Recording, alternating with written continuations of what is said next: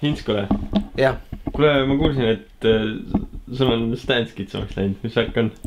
Panin jah stance'i kitsamaks endal, sellepärast mõtlesin, et nagu miks ma nagu nii halvasti sõidan, miks ma ei sõida hästi.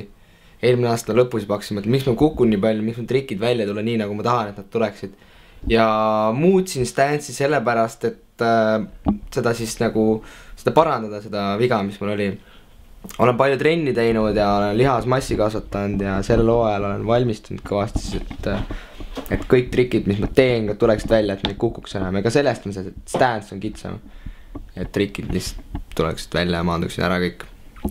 Sellepärast ongi. Jah. Veel midagi.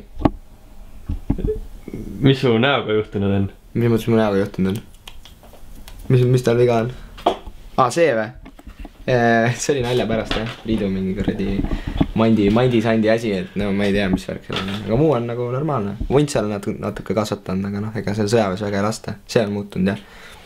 Rabet muidu peab iga päev ajama ja juuksed on lühikseks jäänud, võib-olla sellest on midagi. Et juuksed ei ole väga pikad.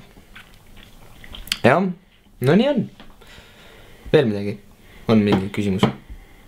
Või muusikat edasi kuulata? Või? Väga hea.